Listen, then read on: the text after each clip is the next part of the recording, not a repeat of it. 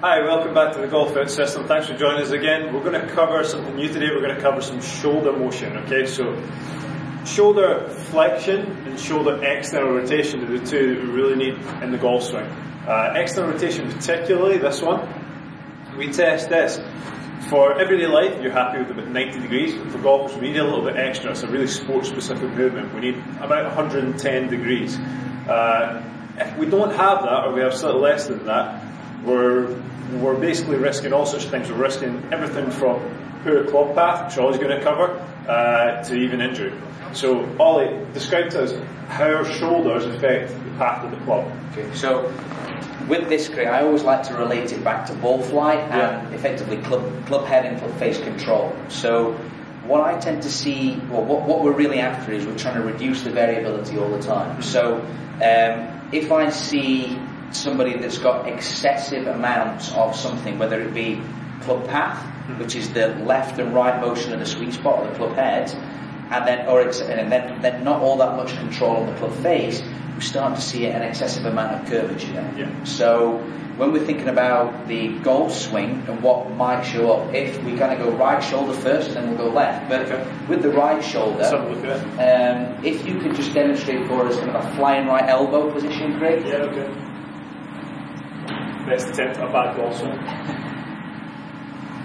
So what we mean by a flying right elbow here, folks, is that you see how Craig's right elbow sticking out a little bit from his side, and then that is causing this club to going to be pointing off to the right hand side here. So what happens here is kind of a compensatory movement. When that club comes down, I'll step out of the way here, Craig, so I don't get clobbered. When that club comes down, we can see that it'll tend to want to get really excessively to the right of our target. Now what then happens is that we then have to rely on that club face to be very, very precise at impact to get that ball to come back to our target. Yeah, because at the moment it's pointing way out there, so I'm going to have to cover that somehow. Yeah, absolutely. And then, say if you're one of those unfortunate people that kind of struggle with both of those shoulders, what I tend to see a lot with people who struggle with external shoulder rotation on this left side is if this shoulder will switch, here we go, if this shoulder kind of struggles to kind of externally rotate, then what happens is there's an awful lot of kind of compensatory movement has to happen lower down, kind of elbow or wrist. That then has a direct effect on that club face, and effectively if I'm using my wrists and elbows a lot, we can see how that club face is kind of all over the place. Yeah, it's going to be very inconsistent, and even more than that, we're probably going to have a problem with, as I mentioned, if you get any aches or pains in your elbows, wrists, which a lot of golfers do. Wrists are one of the highest numbers of injuries we get in golf. It's probably because your shoulders aren't functioning well enough, so something further down the chain is going to make up for that. Absolutely. Yeah, okay. So what we'll do is we'll go into the gym, we'll have a look at some exercises you can do to improve your shoulder range of motion and to improve your shoulder control as well.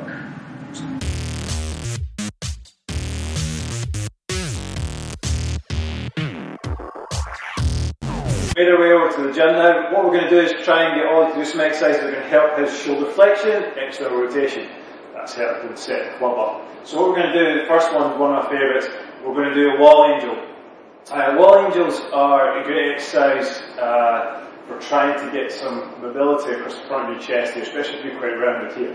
So we're actually going to do this one on the floor. You can do it against the wall, we'll show you that later. We're also going to include a foam roller. You don't need to use a foam roller, although these are plenty in the gym these days. You can also use some rolled up towels for the same effect, or just lie flat on the floor. So, Ollie, I get you to lie your entire spine along this foam roller, so head at one end, base of your spine at the other. And then I'd like Ollie to bring his arms up like this in front of him.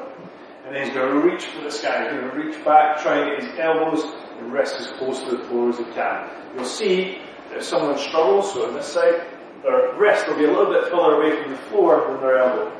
Eventually, where Ollie gets better external rotation, he's going to get closer to there. So you should be focusing for him on trying to get those wrists as low as he can to the floor. You can use this as a static stretch, so you can just hold this for maybe 30 seconds, focus on your breathing, or we can make it dynamic, so what we can do is get Ollie to reach up and down like he's reaching for the imaginary sky. And you'll feel that stretch move throughout his chest and shoulders. It's good, Ollie. Right, let's get you to stand up. There's no graceful way to do that. Is it elevate dismount? So what we're going to do now is we're going to go into another mobility exercise, one that requires a little bit more control. These are called halos.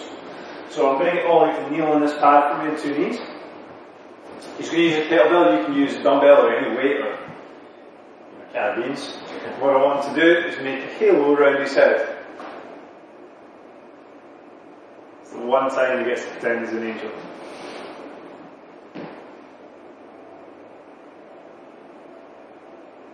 So each time he goes around his head, he's trying to make as big a halo as he can, get around a full circle around his head, trying not to move his head. You can see that's quite difficult. Try and minimise any compensations or ducking and dodging you do with your head. That's perfect. Alright, let's move on to the final one, the hardest one. We have here, we've got 2 Indian clubs. So these are becoming more popular in gyms.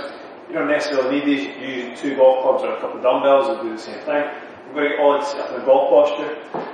What he's going to do here is he's going to rotate clubs out to the side, and he's going to try and pinch his shoulders together. Then back again, we're looking to see if he gets any compensation by straining his head or neck here. He's going to try and keep that posture the same the whole way through. Look out for any compensations you might make to try and gain that shoulder rotation. This is an advanced exercise, so take it easy and don't try and get too much range at the start. Try and keep the control of your posture. Well, it's also a lot hard work. More advanced version of that is single arm as well. Okay, so there's 3 exercises you can use to try and improve your shoulder external rotation, and hopefully, as Ollie says, give you some more control in your golf swing and in your golf swing path. Thanks very much for watching, and we'll see you next time.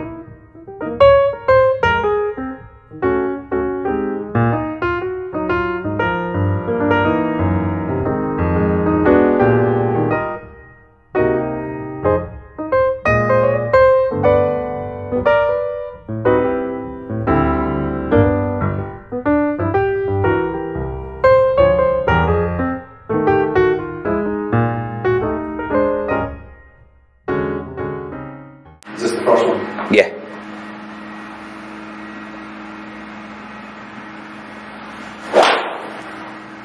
I can't have that.